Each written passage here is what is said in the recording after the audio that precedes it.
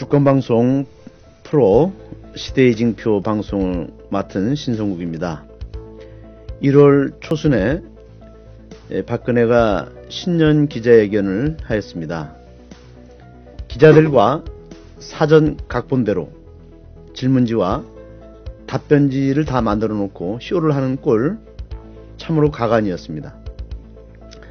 또한 청와대 기자회견 때 유신 똘마니들이 뒤에 앉아서 박근혜가 답변지를 잘못 읽을까봐 좌불안석하는 모습도 한심하기 짝이 없었습니다.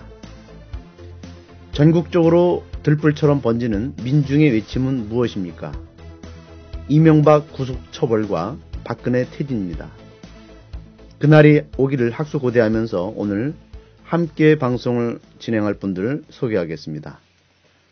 예, 저는 강주교구의 최민석 신부입니다. 최근에 그 소임지가 정해졌는데, 나환자 정착촌이라고 하는 현해원의 새로운 소임을 받았습니다. 저는 김근수라고 합니다. 평신도 신학자로 활동하고 있고, 2월에 마테오복음 해설서인 행동하는 예수 출간이 임박해 있습니다. 예, 반갑습니다. 저는 서울대학교 한국정치연구소에서 정치학을 공부하고 있습니다. 이원영이라고 합니다. 예, 우리가 지금 현장 신학을 이렇게 함께 다루고 있는데, 좀 우리가 사는 현장, 또 많은 문제를 안고 있는 현장, 또 해결해야 될 그런 현장들이 어디 있는지 우리 하나하나 짚어보면서 상황도 좀 검토해보고 또 현재 진행되는 상황도 한번 서로가 나누었으면 좋겠습니다. 예, 2009년도에 용산 참사를 기억하고 있을 것입니다. 예. 예. 그때 제일 기억이 나는 게 지금도 그 소리가 지금도 들리는 것 같은데, 거기 사람이 있습니다. 거기 사람이 있습니다. 라는 그 울부짖는 목소리가 있음에도 불구하고 그곳에 공권력을 투입해서 정말 알면서도 사람이 있는 줄 알면서도 그곳에 폭력이 자행되면서 많은 사람들이 희생되었던 현장을 우리는 기억하고 있죠. 그 현장을 한번 이원영 선생님께서 한번 기억나시는 대로 한번 점검해 주실 수 있겠습니까? 예, 2009년부터 용산부터 말씀을 드리자면 용산 참사가 있었죠. 그다음 4대강 개발 때문에 아주 전국적인 몸살을 앓는 현장들이 있었습니다. 예, 예. 그리고 쌍용 자동차의 해고와 기록적인 농성 투쟁이 있었고요. 그다음에 강정마을에서 해군 기지 문제를 둘러싼 갈등이 또 있었죠. 그리고 가장 최근에는 밀양의 송전탑 건설을 둘러싼 갈등이 이렇게 있었습니다.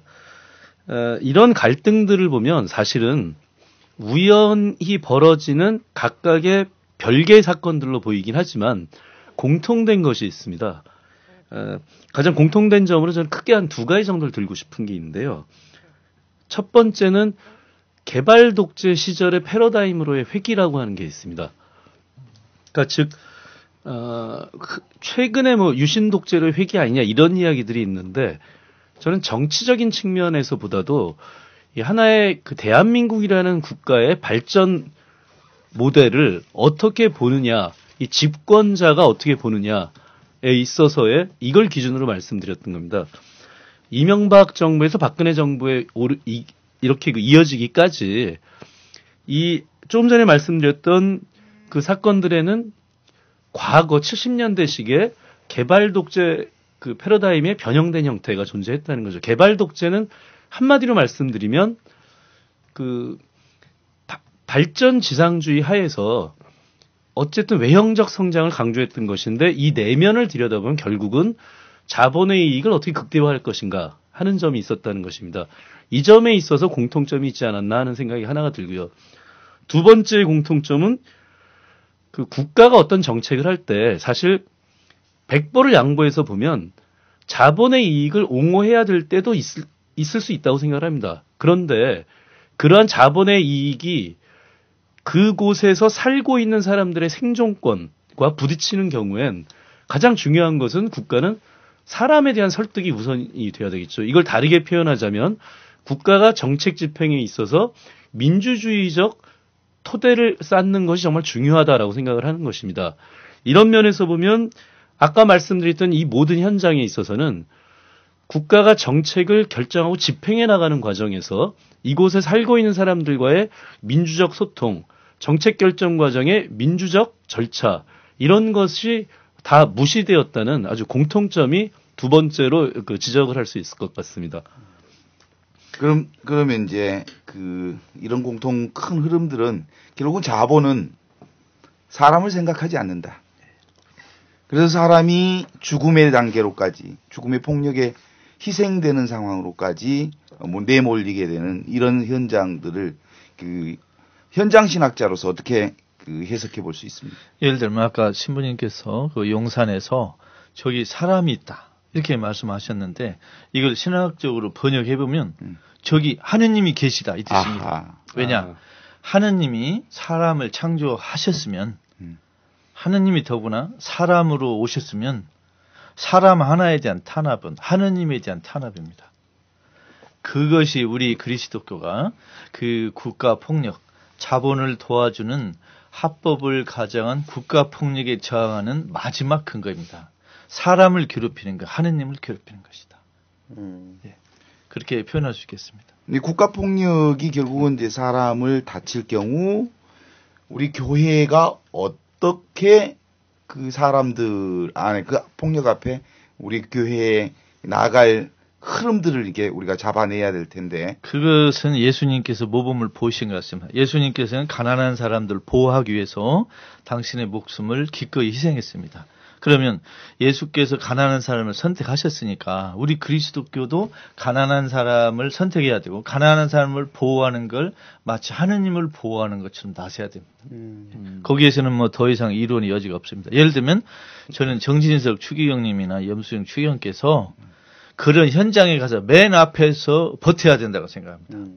맨 앞에서. 아까 빨간 모자의 의미 그렇죠. 다시 한번. 빨간 모자는 희생의 피입니다. 순교의 피를 맨 먼저 주교님들이 보이셔야 됩니다.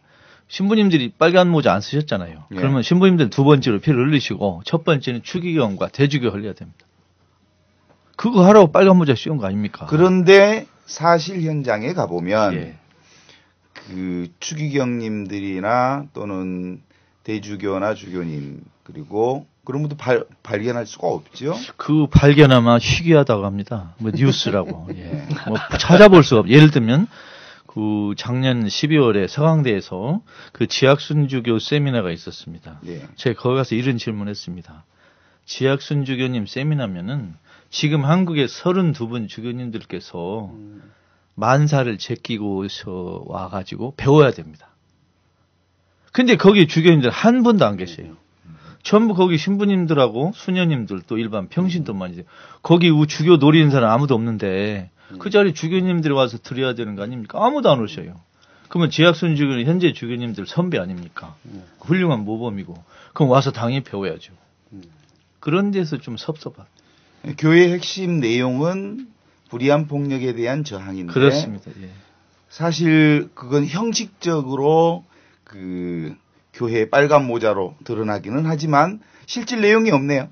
예를 들면 그 세상에 많은 종교가 있지만 그 중에 창시자의 죽음이 이렇게 비참한 거 우리 그리스도교밖에 없습니다. 예를 들어 부처님이나 공자님이 이렇게 돌아가셨습니까?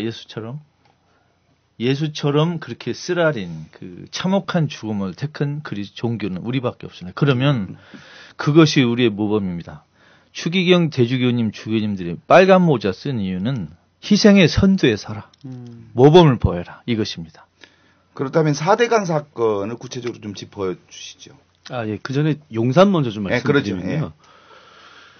최근에 용산에 대한 이야기가 그 작년이죠. 다시 인구에 회자된 적이 있었는데 왜 회자가 됐냐면 용산 개발이 포기됐습니다.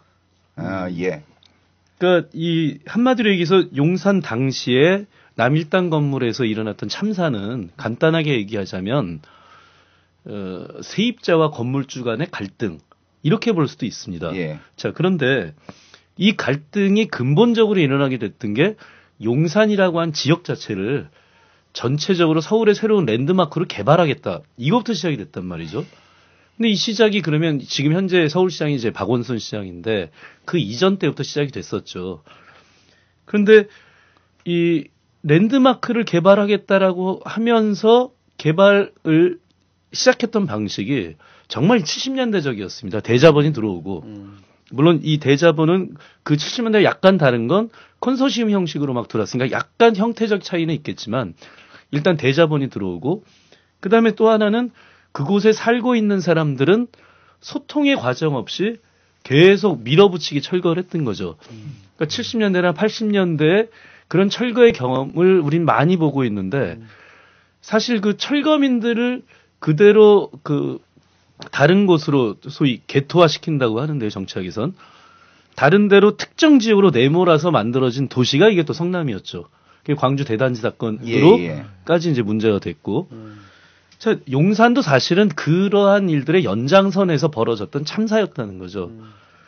그 다음에 이제 4대강의 경우가 아주 전형적인 개발 논리에 따른 것인데 잘 아시겠습니다만 이명박 대통령이 대통령 선거를 할 때 공약이었죠.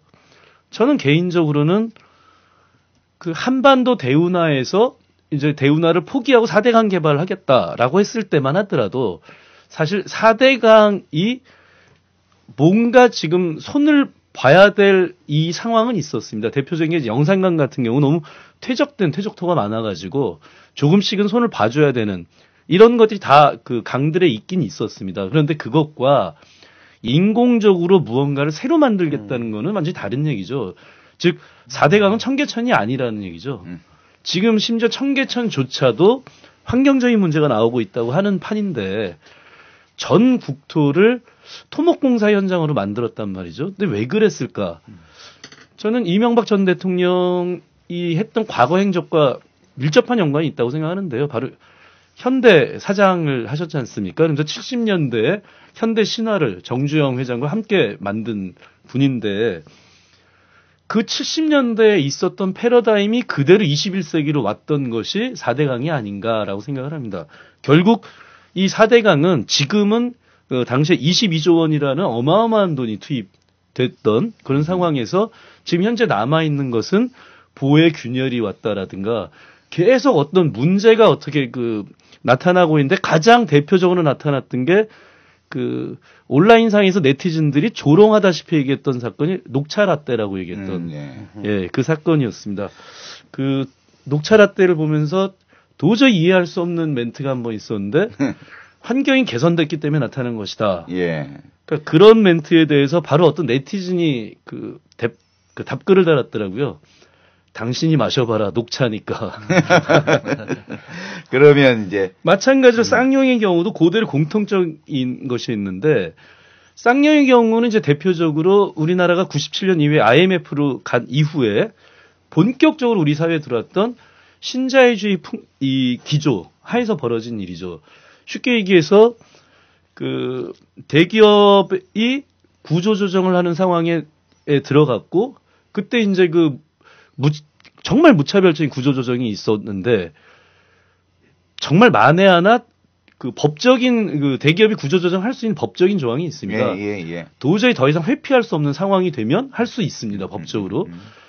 재밌는 것은 도저히 회피할 수 없는 상황이었는지에 대해서는 참 납득하기 어려웠습니다. 이후에 이 쌍용은 사실 외국계 자본으로 넘어갔고 그 이후에는 다시 이제 공장이 가동이 됐는데 외국계 자본 자체가 흔히 얘기하는 먹튀의 현상을 보여줬죠.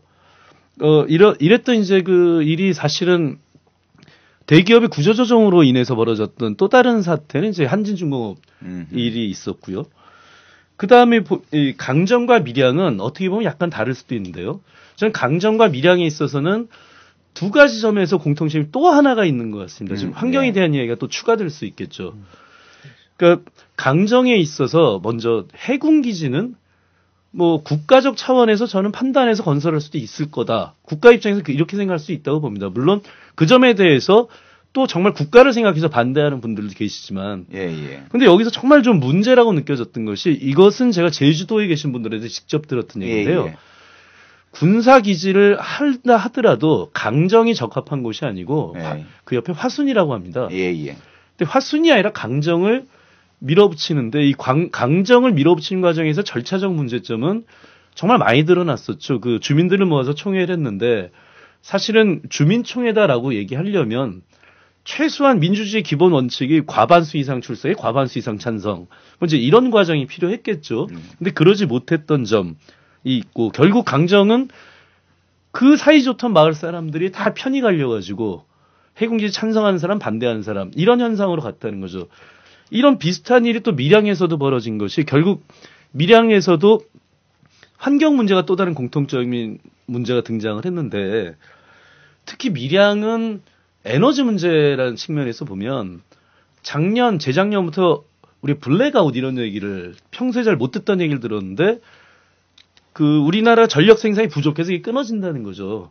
그러니까 빨리 이거를 송전탑 건설하고 해서 뭐 더 추가적인 그 송전이 가능해야 된다. 뭐 이런 얘기들 많이 했었는데 문제는 송전탑 옆에 사람이 살고 있지 않습니까? 예. 가장 최근에 오마이뉴스에서 했던 실험을 보니까 송전탑에 직접 연결하지 않고 예, 예. 송전탑에서 한 몇십 미터 떨어진 곳에 형광등을 꽂아놨더니 그대로 그 아주 밝은 빛이 들어왔다는 것입니다. 이건 무슨 얘기냐면 거기 그대로 전기장이 흐른다는 얘기고요. 그렇죠. 근데 전기장은 과학적으로 당연히 자기장을 동반하게 돼 있는데 이 자기장이 인체와 그 자연에 아주 안 좋은 영향을 끼친다라고 하는 것은 이미 과학적인 논문으로도 많이 나와 있었죠. 자, 문제는 밀양에서도 결국 민주주의적 절차가 합의되는 이런 과정이 없이 무조건 밀어붙이기로 일관해서 특히 여기는 정말 할머니, 할아버지들, 연세 드신 어르신들만 사는 곳인데 사진을 보면은 아무리 화가 나도 젊은 경찰들이 저래도 되나 하는 일들이 연일 벌어지고 있는 그런 현장이 되는 것 같습니다. 예, 그러니까 정책 결정 과정에서 민주적 절차와 과정을 무시하고 무리하게 그 국가 정책을 시행하는 과정 안에서 사람과 환경이 파괴될 수밖에 없고 그에 따른 개발 이익은 그 누군가 그렇죠. 자본가에 의해서 이제 정리가 되는 거잖아요. 이렇게 그 국가가 자본에 종속되면서 폭력을 유발하고 사람을 무시하면서까지 이렇게 강제적으로 정책 결정을 집행해 가는 이런 그 폭력 앞에 어떻게 그 저항하는 세력들은 결국 어떤 방식으로 이제 저항을 해야 되는 것인지 그 사례들을 통해서 좀 정리를 좀 해주시면 좋을 것 같아요. 자, 우리 그리스도교가 국가 폭력에 저항하는 방법은 사실 많이 없습니다. 네. 예를 들면 우리 교황청이 군대를 갖고 있는 것도 아니고 한국 주교회가 경찰을 키우는 것도 아니고 우리가 할 수 있는 일은 저항해서 우리가 희생되는 수밖에 없습니다. 이게 어떻게 보면 허황된 말 같지만 그런 허황된 모습을 우리 예수가 보여줬습니다. 예수님도 하느님이 보내주시면 수천의 천사 군대가 오겠지만 지금 그렇게 할 수도 없지 않습니까?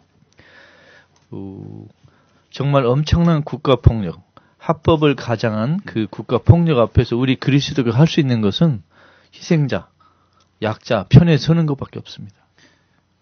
그럼에도 불구하고 그것에 저항하지 않고 방관하고 그리고 한 발 뛰어놓고 보고 있다는 사실 자체는 근본적으로 우리가 약자 편에 서기보다는 개발 이익을 창출하는 자본가 편에 서거나 또는 지배자들 편에 서 있다는 것을 증명해 주는 거죠. 그렇습니다. 예를 들면 강정에서 보면 제가 얼마 전에도 문정현 신부님께 이렇게 여쭙습니다. 저 엄청난 국가 폭력 앞에서 이렇게 의자에 앉아가지고 매일 이렇게 쫓겨나고 회방당하는 게 무슨 의미가 있습니까? 하고 질문하니까 우리가 이 자리에 있는 것을 보여주는 것이다. 우리가 저 폭력을 어떻게 이기느냐? 우리는 포기하지 않고 있는 것을 보여준다. 바로 이게 우리 신학적인 답인 것 같습니다. 겉으로 보면 너무나 시합이 안 되는 저항인데 그러나 포기하지 않고 끝까지 저항하는 모습을 보여주는 것 자체가 우리가 예수의 길을 따라가는 것입니다. 그러니까 삶을 살아가는 지역 주민들의 삶의 장소, 그리고 공동체가 있는 그 마을 공동체가 개발 과정에서 이분화되고 다툼이 생기고 분열되고 그래서 완전히 그 마을 전체를 아주 파괴시켜버리는 예. 그 과정들을 숱하게 보게 되는데 이런 폭력 앞에서 사실은 가난한 사람들이 할 수 있는 일이 뭐죠? 자, 겉으로 보면 예를 들면 정치학자들 이렇게 볼지 모르겠습니다. 이 저항에서 이길 수 있는가? 또 어떤 사람은 이 저항에서 무슨 의미가 있을까? 그러나 우리 신학에서는 행동을 할 때 판단 기준이 있습니다. 1번, 가난한 사람에게 유리한가? 또 하나는 가난한 사람에게 유리한가? 그것이 진리입니다. 예. 신학에서 진리는 가난한 사람에게 유리한가? 이것이 기준입니다. 또 하나, 예수님은 어떻게 처신하셨는가? 예수님의 행동 방식을 예. 봐야 되는군요. 그러니까 가난한 사람을 그 선택하고 위하는 것은 사회주의자 마르크시스트 할 수 있습니다. 그러나 예수는 어떻게 하셨는가? 이 원칙이 우리의 또 다른 특징입니다. 예수는 어떻게 하셨는가? 예. 예수가 이 자리라면 어떻게 하실 것인가? 그러니까 그 첫 번째로는 우리 교회가 현장 신학을 하고 또 현장 사목을 한다면은 사회적 관심, 지금 사회에 어떤 문제가 일어나고 있는 그 현장을 여기 가서 관심을 보이고, 예. 그다음에 함께 하고, 예. 그리고 저항할 수 있는 방법을 함께 같이 저항하면서 예. 힘을 연대하면서. 일단 그 가난한 사람들이 고통받는 현장 있는 것 그렇죠. 자체가 상당히 중요합니다. 그렇죠. 그게 현장 신학의 예. 기본이고. 예. 제가 이제 우리 이원영 선생님이 지금 한국 사회에서 나가는 그런 큰 사건들을 좀 이렇게 좀 소개를 해줬는데 여기에 우리가 현장 신학을 하면서 여기에 이제 좀 더 깊이 우리가 신학적인 관점에서 예. 좀 저는 이제 들어가야 된다고 보는데 우선은 그 우리 한국 천주교회 주교회의가 한 30여 년 전부터 생명운동을 아주 줄기차게 펼쳐왔고 또 지금도 하고 있습니다만 저는 제일 좀 가슴 아프고 또 그 생명운동에 대한 제가 비판을 좀 가한다면 그 생명운동의 포커스가 뱃속에 있는 아기들 태아 낙태시키지 마라. 그다음에 모자보건법 낙태를 합법화시키는 이런 정책을 바꿔라. 이제 그래서 주로 이제 그 태아에 대한 부분에 많이 포커스를 맞추고 거기 생명운동하고 있는데 우리가 살아있는 생명을 지키지 못하면서 맨날 죽은 생명 갖고 지키자고 하는 이런 모습이 저는 그 과연 이것이 생명운동이라는 것은 동시에 이루어져야 된다. 이미 어머니 뱃속에 있는 아기의 생명도 소중하지만 지금 살아있는 생명도 우리가 지켜야 된다는 거. 근데 우리 주교회의가 그동안에 이런 용산 참사 문제라든지 제가 지금 이제 집행위원장인 칼 882 사건 이런 희생된 사람들에 대한 문제는 다 배제시켰어요. 그러니까 교회가 관심 갖는 것은 사람으로 그 나오기 전 어머니 뱃속에 있는 단계하고 그다음에 사형제도 폐지라고 하는 방식에서 결국은 이제 죽음을 앞두고 있는 이 사람들에 대한 관심하고 요쪽에다만 포커스를 맞추고 네. 가운데 자리 지금 삶을 살아야 할 현장은 지금 배제되었다 이 말 아닙니까? 예를 들어 어떤 남미의 해방신학자가 이런 말 했습니다. 예. 우리 지구에 적어도 70% 80%가 가난한 사람인데 네. 이 70% 80%에 해당하는 사람들의 아픔을 반영하지 않는 신학을 어디다 써먹겠느냐. 그러니까 태어나지 않은 생명 문제도 중요하고 곧 사형 위험에 처한 생명도 중요하지만 그걸 무시하는 게 아닙니다. 더 많은 대다수의 가난한 사람들의 문제를 외면한다는 것은 정말 중요한 것을 놓치는 그런 효과가 나오는 것 같아요. 그래서 정말 가난한 사람의 문제가 우리 시대의 대표적인 문제다. 이걸 좀 그 우리 주교회에서 다뤘으면 좋겠습니다. 제가 이번에 그 용산 참사 5주기를 맞이해서 그 용산 참사를 다룬 그 영화를 좀 보고 왔습니다만 그 이명박 정권 때 발생한 그 비극적인 사건인데 이것은 두 가지 관점에서 우리가 좀 봐야 되는데, 하나는 탐욕스러운 자본, 그리고 국가 폭력. 이 가난한 사람들의 삶터를 빼앗고, 그리고 그것도 부족해서 희생시키고 죽였습니다. 그래서 아직까지 용산 참사는 진상규명이 전혀 이루어지지 않았어요. 오히려 피해를 그리고 죽임을 당한 그 가족들이 사법부로부터 범죄자가 돼서 범죄자가 돼서 감옥에 갇혔다가 있습니다. 그 다음에 박근혜 사법부가 무엇을 하고 있냐? 계속 그 살인 범죄자들, 그 당시에 그 진압을 명령했던 예. 그 김석기. 그렇죠. 예. 그 경찰청장이 작년 10월 달에 공항공사 예. 사장으로 예. 임명이 됐습니다.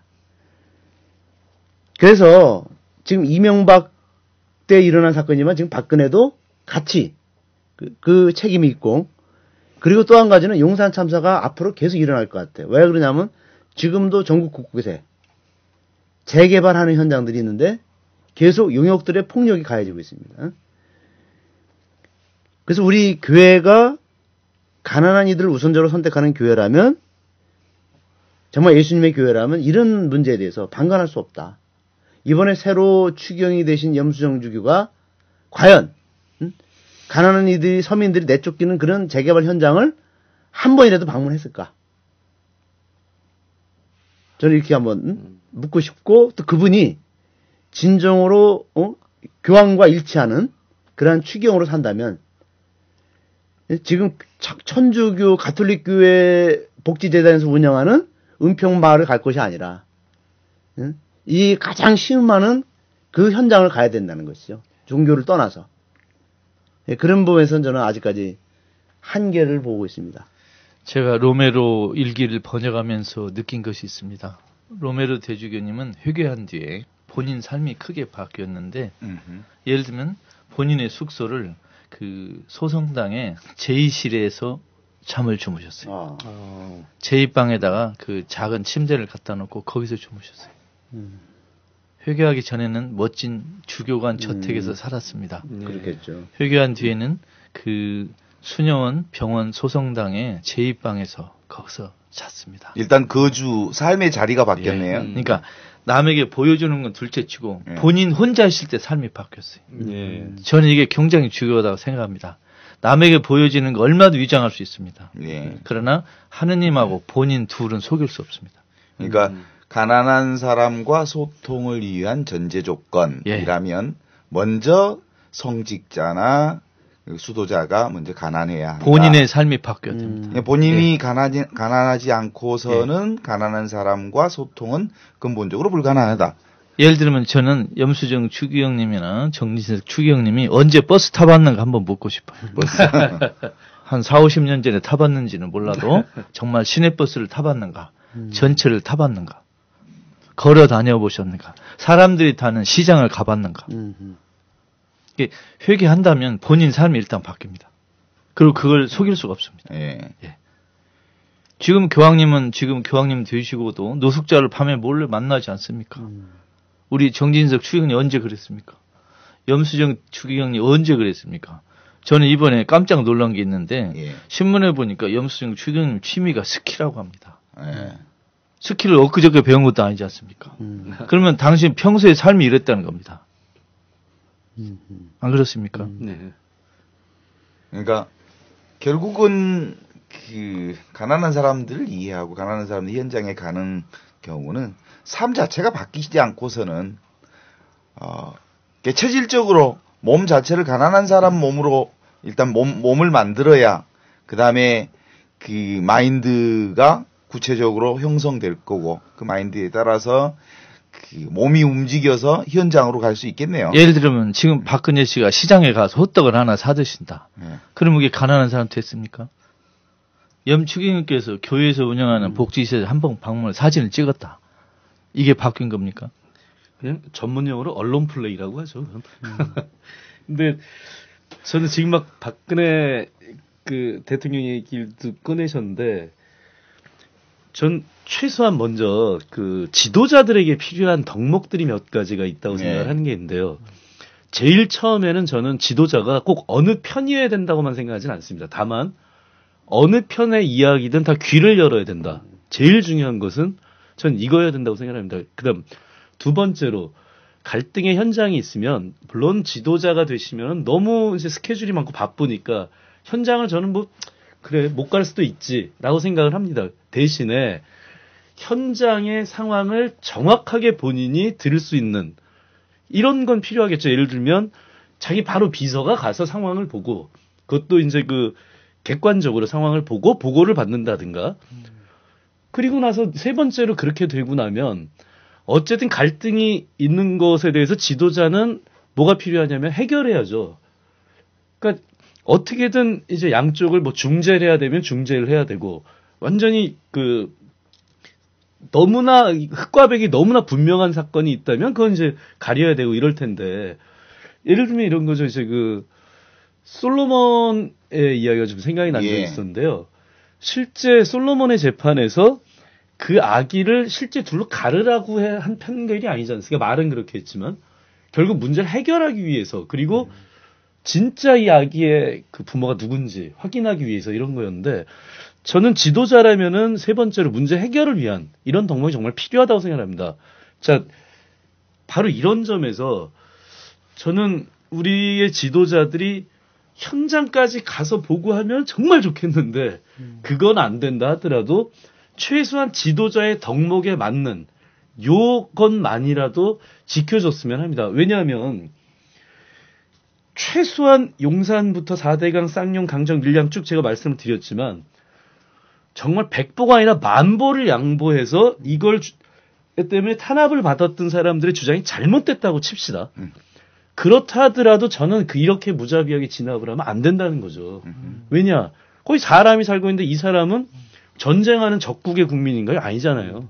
우리나라의 국민들인데 그럼 정말 100보가 아니라 1000보를 양보해서 그분들의 잘못이 틀렸다 하더라도 문제 해결은 절대로 그런 식으로 해서는 안 된다는 거죠. 그러니까 이제 이 지점에서 늘 우리가 고민 중에 하나가 가난한 사람을 우선적으로 선택해야 되는 그 이유에 있어서 갈등을 한다고 그래요. 부도덕한 거 아니야? 혹시 저 친구들이 부도덕하게 그 보상금을 더 많이 받기 위해서 그런 거 아니냐? 뭐 이런 논리들 앞에 부도덕한 집단으로 찍는 경우가 있어요. 그래서 실제로 가난한 사람을 우선적으로 선택해야 한다고 하는 것에 대한 명쾌한 해답을 좀 주셔서 그 그리스도인들이 행동 지침이 명확하게 그리고 자명하게 갈 수 있도록 해야 하고요. 더 나아가서 주교님들의 발언이 여기도 좀 건드려주고 저기도 건드려주고 여기 비유 맞춰주고 저기 비유 맞춰주고 하면서 자명하지 않는 발언은 바로 선택하지 않았기 때문에 그렇다고 저는 생각을 하는데 그 지점을 좀 짚어주시죠. 예, 말하자면 가난한 사람들의 신학적 지위 또 이렇게 표현할까요? 자, 첫째, 가난한 사람들은 예수를 만나는 성사 이렇게 표현하고 싶습니다. 예수를 우리 만나는 시대에 성사. 예수를 만날 수 있는 가장 쉬운 정확한 방법은 가난한 사람을 만나는 것입니다. 그 이유는 가난한 사람은 우리들의 아픔, 죄를 대신 겪고 있는 사람이죠. 예를 들면 예수가 우리 죄를 대신 겪었다. 그러면 가난한 사람은 우리 죄를 대신 겪고 있습니다. 가난한 사람들은 부자들의 잘못을 대신 희생당하고 있어요. 그래서 가난한 사람을 편드는 겁니다. 예를 들면 성서해 볼까요? 예수님이 성서해 보면 정말 많은 사람을 만났습니다. 근데 조사를 해보니까 제일로 많이 만난 사람이 가난한 사람이에요. 1번. 예수님이 가장 많이 만난 사람은 가난한 사람이다. 부자는 몇 명 안 만났어요. 두 번째. 예수님이 그 가난한 사람의 문제를 다 해결해 주지는 못했습니다. 또 안 했습니다. 예수님은 예를 들어 돈을 걷어가지고 가난한 사람 돕자 운동 안 했습니다. 그런데 만났어요. 그러면 뭐냐. 오늘날 그 추기경 주교님들이 많은 돈이 있어가지고 가난한 사람들에게 돈을 나눠줄 수는 없습니다. 또 그들의 직업을 바꿔줄 수도 없습니다. 그렇죠? 그러나 만나야 됩니다. 만나자. 예를 들면 지금 추기경이나 주교님이 1년에 예를 들어 한 분이 나 1년에 1000명 만났다. 예. 그중에 부자가 몇이고 가난한 사람 몇이고 한번 골라보십시오. 그럼 예, 그러면 가난한 사람이 950명, 부자가 한 30명 그럽니까? 아마 거꾸로 될 겁니다. 그렇죠. 그건 이게 완전히 거꾸로 사는 거죠. 그 사람이 어떤 사람인가를 볼 수 있으려면 그렇죠. 그가 평상시에 만나는 사람이 누구냐에 맞습니다. 따라서 그 사람은 어떤 존재인가 그렇습니다. 평가되는 거죠. 그렇습니다. 그렇습니다. 예. 아주 명확하게 짚어주셔서 감사드리고요. 그런 그 가난한 사람의 현장 안에 우리가 늘 이렇게 갈등하고 있는 그런 상황들에서 우리가 실제로 이제 가난한 사람들의 부도덕한 모습들을 이제 보게 됐단 말이에요. 그 부분을 어떻게 처리를 해야 돼요? 예를 들면 그 해방신학자들은 가난한 사람의 그 모순, 잘못, 그 허약함을 너무나 잘합니다. 가난한 사람도 서로 배신하고 그렇죠. 서로 속이고 또 가난한 사람끼리 내전에서 서로 총질하고 그렇죠. 많이 보고 있습니다. 그래도 가난한 사람을 비판하지 않습니다. 안 하는 이유는 두 가지입니다. 첫째, 예수님은 가난한 사람을 단 한 번도 비난한 일 없습니다. 예. 성서에 보면 아주 재밌는 그 현상이 나오는데 예수님이 비판하지 않은 대상이 딱 둘입니다. 하나는 가난한 사람, 예. 두 번째는 여성. 예. 그러니까 예수님은 가난한 사람하고 여성 문제를 오늘 현대 여성 학자나 그 해방신학자처럼 구조적으로 이렇게 설명하거나 분석은 안 했지만 가난한 사람하고 그 여성에 관한 애정은 대단했습니다. 그러면 오늘날 해방신학자나 우리 이제 현장 신학자라고 하죠. 가난한 사람들의 약점을 몰라서가 아니고 예. 이분들 1차적으로 희생자예요. 예. 이게 이 가난한 사람 현장에 있는 사람들에게 우선 편들어주고 그 다음에 이분들이 자기 처지를 제대로 알도록 교육하고 도와주는 거. 예. 이걸 저쪽에서는 해방의 교육, 해방의 영성 이런 표현합니다. 그러니까 가난한 사람들의 직접적 문제는 생존의 문제네요. 그렇죠. 예. 그래서 생존의 문제 앞에 부도덕이라고 하는 거나 행동 방식의 문제는 차후에 다음 문제지 문제가 아닌 건 아닙니다. 그냥 다음 문제다. 일단 생존의 문제를 예, 예. 우선 해결하고 살려놓고 보자. 예를 들면 공정하지 않은 경쟁이 있는데 여기서 중립을 지킨다. 그러면 유리한 사람을 편드는 겁니다. 그렇죠. 예. 부자와 가난한 사람이 있는데 내가 중립에 선다. 그러면 저는 결과적으로 부자 편드는 겁니다. 그렇게 해서는 안 된다. 가령 그 서울대교구가 평화방송, 평화신문 이런 언론을 운영하는데 거기서 그 가난한 사람들 또 노동자들, 농민들 이런 문제는 거의 다루지 않아요. 그렇죠. 그 왜 그런가 제가 나름대로 그 현실적인 문제를 고안했더니 그 평화방송의 그런 평화신문의 후원자들이 누구냐. 이제 여기에 이제 제가 관심을 가졌더니 잘 사는 뭐 대부분 강남 사람들, 아니면 돈 있는 사람들이 후원을 하는 거죠. 가난한 사람 후원을 못 해요. 그러니까 그 평화방송 그 언론에 후원하는 사람들을 위한 그 눈치 보고 그 사람들 입장에서 방송하지 않는가. 라는 생각을 지금 많이 가졌어요. 예를 들면 염수정 추기훈께서 2000년에서 2013년까지 평화방송하고 평화신문 이사장이었습니다. 네. 그러면 그 사이에 일어난 방송의 논조, 행보에 대해서는 염수정 추기훈께서 책임 있는 발언을 하셔야 됩니다. 네. 그 이야기를 짚고 넘어가고 싶습니다. 다음 얘기를 그러면 이제 우리 그 개별적으로 우리가 함께 경험했던 현장들을 좀 나눌 수도 네. 있겠죠? 예. 먼저 우리 이원영 선생님부터. 글쎄요, 저는 서울 제가 시청 매일매일 광장. 가고 있는 현장은 사실은 공부한 사람이니까 네. 공부하는 공부의 것입니다. 현장. 그런데 제가 하는 공부가 네.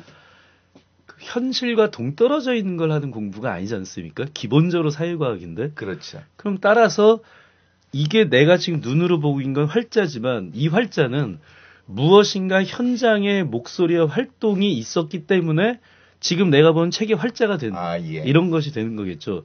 자, 이제 그 첫 번째로는 저는 그래서 일단 제 공부하는 것을 나름대로 저는 현장이라고 생각을 합니다. 그런데 실제 제가 움직였을 때 아까 말씀하신 것처럼 가난한 사람들을 만난 현장. 이건 어쩔 수 없이 저도 그 생각을 해보면 길거리였습니다. 대한문 앞이기도 했고, 시청 앞이기도 했고, 용산이기도 했고.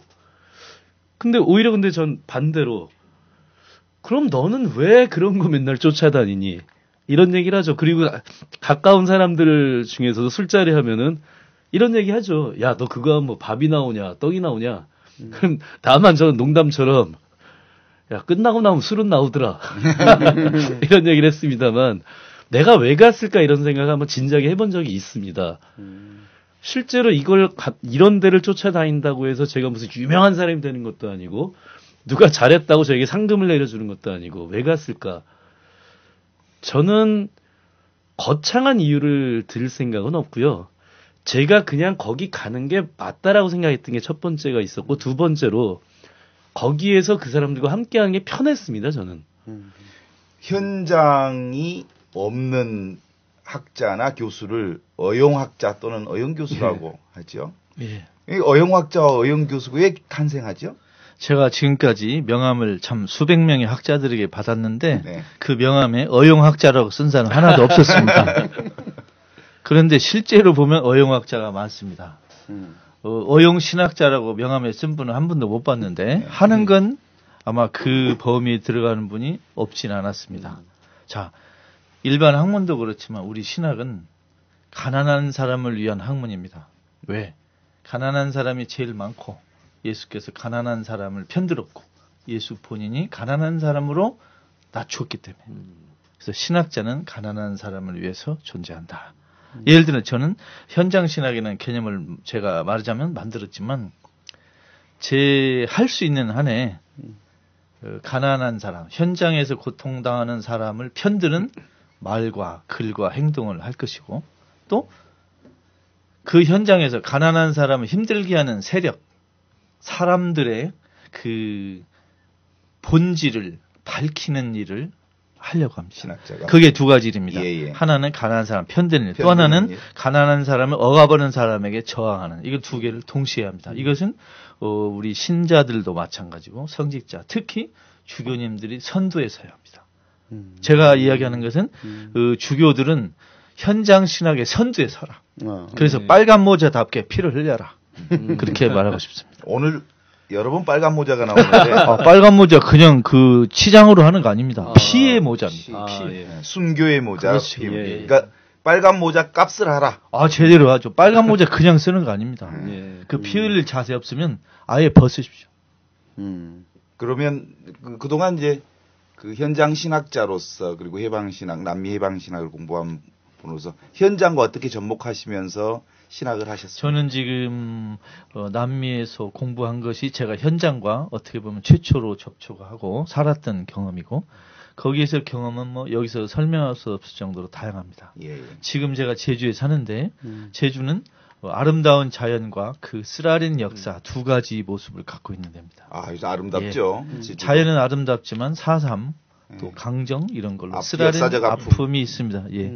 지금은 강정 현장이 정말로 제주의 모순을 그대로 드러내는 현장입니다. 예. 거기에 자주 가뵙지는 못하지만 항상 생각하고 있고 또 자주 연락하고 있고 큰일 있으면 가는데 제가 마음 같아서는 하루에도 제 몸이 10개라면 하루에도 10군데 다 가고 싶은데 그렇게 하지 못해서 항상 미안하게 생각하고 있습니다. 그러나 제가 하는 저술 작업, 번역, 발언 이런 걸 통해서 현장 신학의 역할을 일부라도 하고 싶습니다. 우리 신성국 신부님이 사실은 25년 가까이 그 정의구현 사재단에 몸담으면서 그 이후에 칼기에 관련된 전문가 수준의 그 함께하는 아픔을 같이 하셨죠. 예, 그 신신부님은 이미 현장 신학자십니다. 예, 그러면 현장 신학자로서 우리 그 신신부님 얘기를 한번 들어보도록 하죠. 예, 저는 본당 3호를 할 때 저의 첫 번째 모토가 내가 관할하고 있는 그 3호 관할 지역에서는 생존 때문에, 가난 때문에 자살자가 나와서는 안 된다. 나는 이 본당 신부로서 내 본당에 주일미사를 나오는 신자들의 사목자가 아니라 이 전체 천주교 신자를 넘어선 모든 주민들을 돌보아야 되는 사목자다. 예, 이제 그런 생각으로 늘 사목을 해왔습니다. 예, 그리고 두 번째로는 억울한 사람이 없도록 하자. 예? 억울한 사람. 그러니까 그것은 어떤 그 국가 폭력에 의한 억울함, 또 공동체로부터 예, 억울함. 예, 그런 사람들이 없도록 해서 제가 억울한 사람이 없도록 하자라고 제 마음에서 다짐하다 보니까 거기서 만난 사람이 이 분단으로 인한 억울한 사람들이 너무 많았어요. 예. 뭐 간첩, 조작 사건에 의해서 이렇게 고문당한 사람들, 그리고 제가 지금 하고 있는 칼 858기 이런 또 우리 유족들. 그래서 이 칼 858기 사건을 한 것이 제가 엄청난 무슨 정보기관의 그러한 사람이 아니라 억울한 사람들을 생각하다 보니까 그렇게 손을 잡고 지금까지 10여 년 동안 하고 있습니다. 근데 우리 이 분단 국가는 정말 억울한 사람들, 국가 폭력에 의해 희생당하고 억울한 사람들이 너무너무 많다는 걸 정말 제가 뼈저리게 느끼고 있습니다. 남북 모순이 지금 아주 중요한 갈등 구조로 그렇죠. 있죠. 네. 이 남북 모순이 그 우리 가난한 사람들에게 억압적 구조로 작용하는 부분들을 지금 다시 어떻게 그 신학적 해석을 좀 해봐야 할 부분들이 있죠. 분단 상황은 지금 현장 신학 또 국가 폭력의 뒷 배경에 있는 기본 구조입니다. 예. 이것을 지금 오늘 시간이 없어서 자세히 다룰 수는 없지만 언젠가 이 주제를 좀 더 깊이 있게 그렇죠. 다뤘으면 좋겠습니다. 그리고 그 마지막이 됐는데 우리 최 신부님 엊그저께 그 현회원으로 부임하셨는데 거기도 새로운 현장 아닙니까? 그렇죠. 네, 그 이야기를 잠깐 듣고 싶습니다. 그 나환자 정착촌의 그 설립은 아마 53년, 그러니까 1953년도에 설립이 됐더라고요. 그런데 그 전에는 그러니까 일제 시대 이후에 수용 시설을 그래서 소록도 그리고 요새 에라곤으로부터 시작해가지고 한 7, 8천 명이 수용되다가 그 이후에 이제 그 6.25 전쟁이 터지면서 수용 시설로부터 이제 흩어지게 되면서 극도로 가난한 사람의 모습. 그냥 당대에 뭐 나은 자들은 6.25 이후에 우리 사회에 가장 삶의 극단, 그러니까 벼랑 끝에 놓인 사람들이었던 것 같아요. 그래서 이제 6.25 이후에 정착 마을들을 만들어서 가톨릭 교회가 그들의 의료 지원과 정착 지원을 통해서 만들어진 게 이제 정착 마을이었던 것 같아요. 다음에 또 좋은 얘기 많이 그 이야기를 기다리겠습니다. 그러니까 그것이 지금 이제 그 현장 안에서 가장 아픈 건 결국은 인간으로서 최소한의 인간으로서 삶을 대우받지 못한 거죠. 가족으로부터 애면당하고, 그리고 사회로부터 애면당하고, 그리고 사회 전체가 사실은 그들을 이렇게 외지로 몰아넣게 되는 그 현장인데, 그들 안에 지금 그 아직도 치유되지 못한 상처 가운데 살고 있죠. 그래서 저는 뭐 특별히 그곳에서 무엇을 하겠다라는 생각보다는 그들과 함께 사는 것 자체로서의 의미를 두고 그 소임지에 이제 출발하기 시작했습니다. 예. 우리 한국 천주교회는 작년에 이어 올해도 부정선거를 규탄하고 박근혜 퇴진을 요구하는 시국미사가 계속 이어지고 있습니다. 이러한 애연자적 행위는 교황님과의 그 말씀을 따르는 그 현장 신학 또 현장 사목을 이행하는 것이 아닌가 생각합니다. 프란시스코 교황은 이렇게 말했습니다. 정치에 참여하는 것은 그리스도인의 의무입니다. 우리는 빌라도처럼 손을 씻으며 물러나는 짓을 해서는 안 됩니다. 우리는 정치에 참여해야만 합니다. 왜냐하면 정치는 공동선을 추구하기 때문에 가장 중요한 사랑의 한 표현이기 때문입니다. 종교인들은 정치 문제, 사회 문제에 참여하지 말라는 유신 독재자 일당들의 요구는 한마디로 종교도 모르고 성서도 모르는 부정부패한 독재 집단들의 주장에 불과합니다. 금년에는 이 땅에서 현장 신학을 통한 예수 정신이 구현되고 그리하여 하느님 마음에 들고 기뻐하는 우리 사회가 또 우리 종교가 되기를 기대해 봅니다. 함께해 주신 여러분 모두에게 감사드립니다. 감사합니다. 수고하셨습니다. 수고하셨습니다.